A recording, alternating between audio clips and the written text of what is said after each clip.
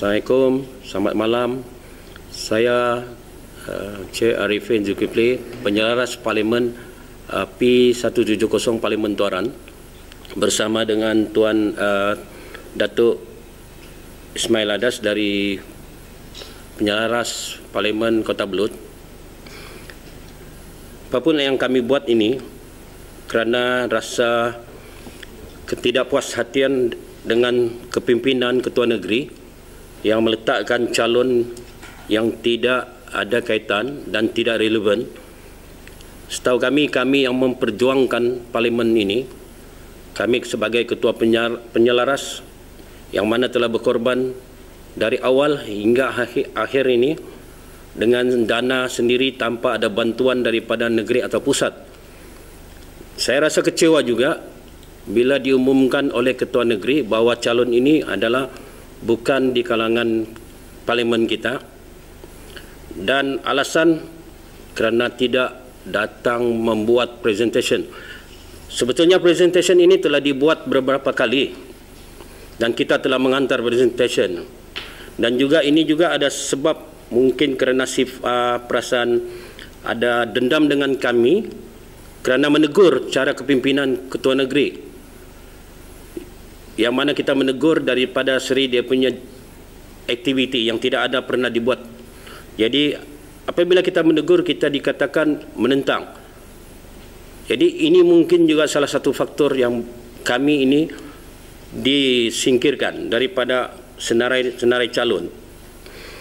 Apa yang kami nampak dari dalam yang diumumkan dalam Majlis Pimpinan Negeri, bahawa senarai nama calon-calon ini adalah dari kalangan mereka sendiri, iaitu daripada KDM. Sungguh kami kecewa dengan apa yang berlakulah. Kami sangat kecewa, dan seluruh jentera Parlimen Tuaran sebenarnya telah bersedia di peringkat sehingga akar umbi, yang mana markas PDM kami telah bersedia sepenuhnya. Dan kami mengharap daripada pimpinan pengurusi Parti Pejuang Tanah Air, Ayanda Tun Mahathir, untuk mengambil perhatian tentang benda ini. Yang setahu saya senarai nama sebenarnya telah diantar kepada pimpinan, pucuk pimpinan, dan setahu saya dimaklumkan dari pusat bahawa senarai yang terbaru ini tidak ada dibincangkan untuk menerima watika SORA. Jadi kami rasa terkilan dengan benda-benda begini, yang mana apa yang diarahkan kepada kami sebagai Ketua Penyelaras kami telah melaksanakan. Tertubuhnya Parlimen Tuaran ini atas daya inisiatif sebagai Ketua Penyelaras. Begitu juga di Kota Belud. Kami yang bersusah payah untuk menaikkan. Bagi kami rasa sedih sangat, sehingga ke akar umbi pun merasa kecewa sangat. Dan sekiranya ini tidak diambil perhatian oleh pihak atasan di MEP dan juga pengurusi Ayanda Tun, maka Parlimen Tuaran akan stand down, tidak akan terlibat dengan jentera pilihan raya di Parlimen Tuaran. Terima kasih. Berapa semua calon yang diumumkan? Setakat ni yang diumumkan adalah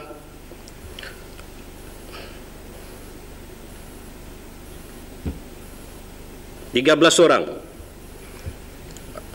termasuk NGO dan Parti Putera dengan Iman. Tapi rasanya kami tidak bersetuju dengan apa yang disenaraikan ni. Kebanyakan apa yang disenaraikan ni adalah di kalangan orang-orang Ketua Negeri, iaitu daripada segi NGO KDM, yang mana mereka ini bukanlah bekerja dalam parti, tidak sepenuhnya memperjuangkan parti pejuang. Konsep macam ni seolah-olah membunuh kepada untuk DUN akan datang. Seolah kami dipermainkan. Apa yang diarahkan kami buat. Tapi kesudahannya di hujung begini. Setiap apa yang kami buat dari Parlimen, dari akar umbi, akan menaikkan nama negeri. Tapi ini yang kami dapat. Ya, saya dimaklumkan keputusan ini pada jam 3.53 petang hari ini. Dan inilah calonnya. Tapi bila saya mendapat maklum balas daripada MEP dari pusat bahawa ini senarai calon ini belum ada dibincangkan dan senarai yang ada sepatutnya sudah lama diserahkan. Kenapa senarai calon ini berubah? Ini satu pertanyaan pada kami. Dan saya ada berhubung dengan Ketua Negeri, Tuan Haji Nicholas, melalui WhatsApp, tapi belum ada jawapan sampai sekarang. Saya mau kepastian, adakah ini official dia punya senarai? Dan kenapa berbeza dengan pusat? Apa tindakan seterusnya yang akan dibuat jika senarai calon tidak dibuat? Bagi Parlimen Tuaran, kami telah bersetuju sebelum benda ini diumumkan, seluruh Parlimen Tuaran seandainya kami tidak dicalonkan, maka seluruh Parlimen hingga ke akar umbi akan stand down dan tidak akan bergerak untuk membantu mana-mana di dalam pilihan raya ini. Untuk yang diumumkan ini adalah Haji Muminin bin Kelingkong atau Nur bin Shah. Beliau berasal daripada Kinabatangan tapi menetap di Tampeluri. Beliau merupakan juga ahli pejuang kawasan Tuaran. Saya memohon kepada pengerusi Ayanda Tun dan juga MEP mempertimbangkan, kerana parti pejuang ini adalah parti Ayanda Tun dan kami sebagai penyelaras memperjuangkan parti Tun dengan dana kami sendiri tanpa ada bantuan 1 sen pun dari negeri dan pusat. Kami telah menubuhkan parti pejuang tanah air di peringkat Parlimen Tuaran hingga tertubuh hingga ke akar umbi. Tapi ini yang kami dapat. Satu kecewaanlah. Kami hilang kepercayaan dengan kepimpinan negeri. Dan kami diminta dibentangkan 11 kriteria untuk bertanding. Dan kami telah memenuhi 11 kriteria itu.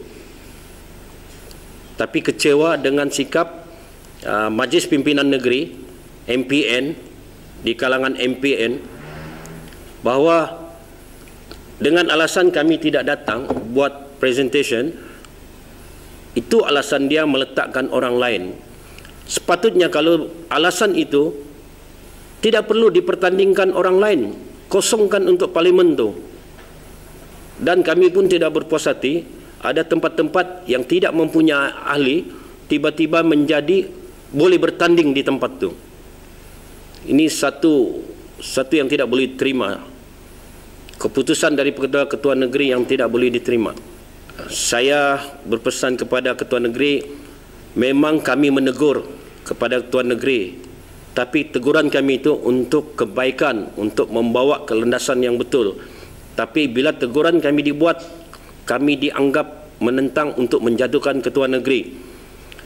Kami memandang apa pergerakan perjuangan di Sabah. Saya memerhatikan pada beberapa tahun, pejuang Sabah tidak ada membuat sebarang apa-apa di lapangan yang melibatkan orang ramai di peringkat parlimen. Tidak ada sebarang pun, yang hanya ada lawatan ke parlimen saja.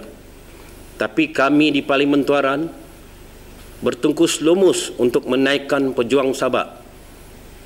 Hingga hari ini pejuang Sabah merupakan pejuang ahli yang teramai di Malaysia dan pejuang Tuaran dikenali di seluruh Malaysia. Saya mintalah Tuan Haji mempertimbangkan semula ini demi kebaikan pejuang Sabah.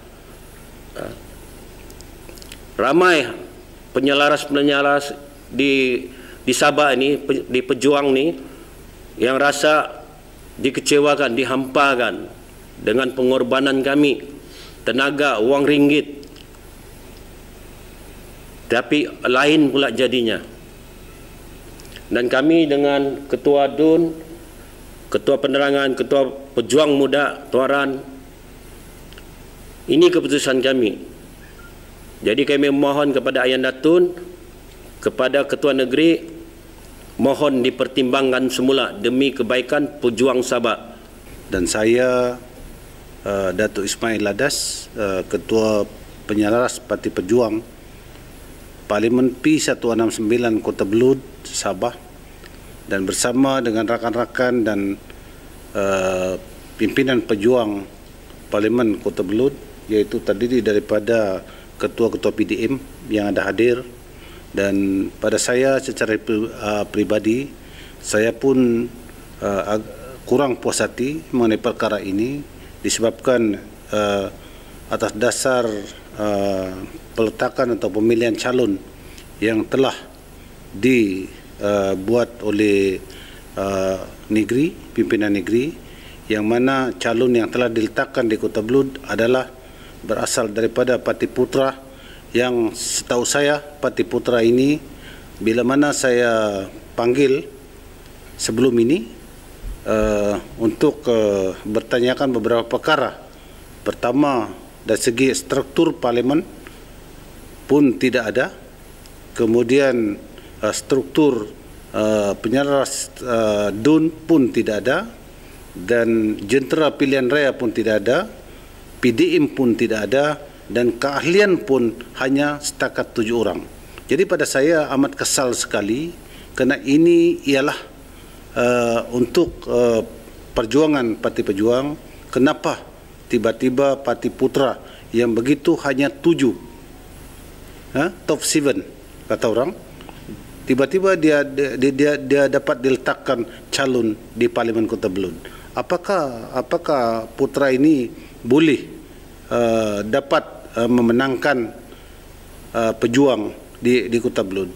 Saya bercakap di sini bukan kerana saya tidak dicalonkan, bukan pasal itu. Saya membela perjuangan daripada Parti Pejuang yang berasaskan prinsip perjuangan saya di Parti Pejuang. Dan yang kedua, pada saya tidak berapa bersetuju kepada pimpinan ini, pimpinan negeri yang mana telah melakukan ketidakadilan kepada semua pihak daripada penyelaras negeri Sabah.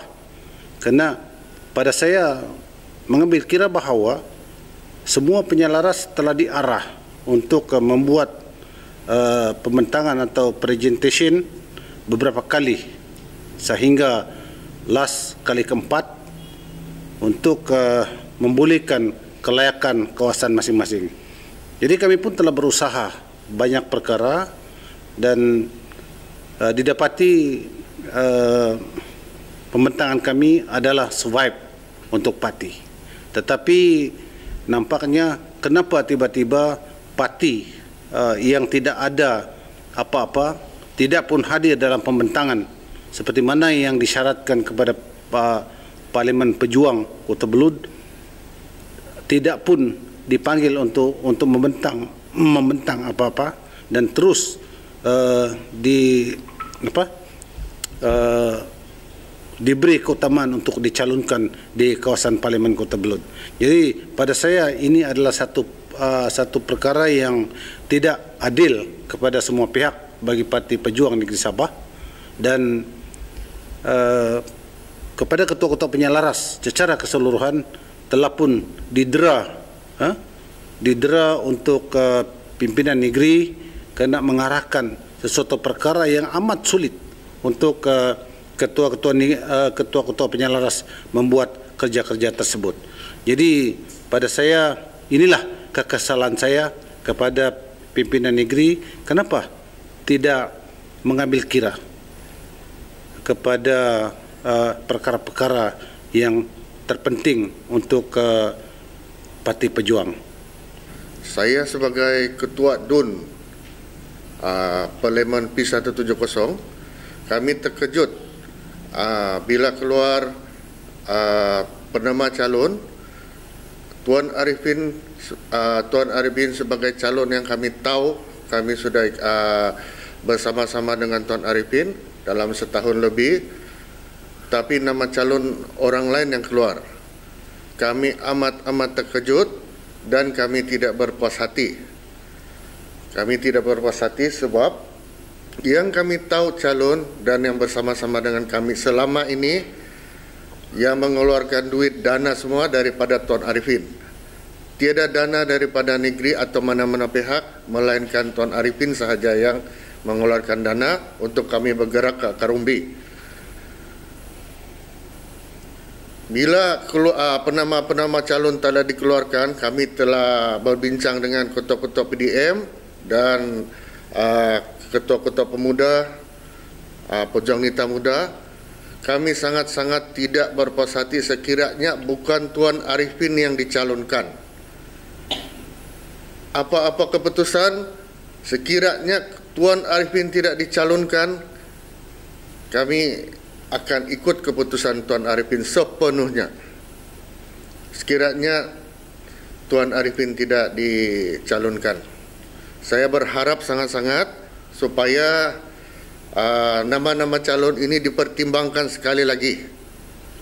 Okey, untuk dipertimbangkan sekali lagi supaya calon yang betul-betul telah berhikmat untuk pejuang Tuaran yang dicalonkan dan bukan yang orang yang baru 3 bulan 4 bulan itu yang dicalonkan. Itu kami tidak berpuas hati. Sangat-sangat kami tidak berpuas hati. Sekiranya Tuan Arifin tidak dicalonkan, okey, sekiranya Tuan Arifin tidak dicalonkan, untuk Dun Sulaman kami sudah kata sepakat tidak akan mengikut melainkan Tuan Arifin. Harap-harap keputusan ini akan diubah supaya Tuan Arifin dicalonkan. Baiklah, dalam kes ini saya berpendapat bahawa kes ini adalah satu ataupun isu ini adalah satu isu yang perlu diberi perhatian juga. Namun walau bagaimanapun saya menghormati ketua penyelaras yang ada pada ketika ini sebab saya berada dalam pejuang khususnya di Parlimen Tuaran ini adalah daripada di bawah pimpinan beliau walaupun berusia belum sampai sebulan. Tapi gerak kerja yang telah dilakukan alhamdulillah bolehlah dikatakan sekarang ini dalam persediaan menempuh pilihan raya ini sudah pun berada dalam 70% di peringkat pejuang muda Tuaran. Dan bagi saya apapun keputusan yang berlaku dan saya juga perlu berbincang dengan pimpinan di peringkat pejuang muda untuk perkara begini, kerana bagi kami perjuangan ini perlu kami teruskan kerana kita lebih menjurus kepada perjuangan kepada parti. Namun begitu kami memberi juga pandangan akar umbi yang mana penyelaras yang ada pada ketika ini perlu diberi perhatian dan juga perlu diberi peluang ataupun kita perlu memberi pertimbangan sebenarnya dari segi pemilihan calon. Namun begitu kami juga menegaskan bahawa perjuangan kami lebih kepada memperjuangkan parti.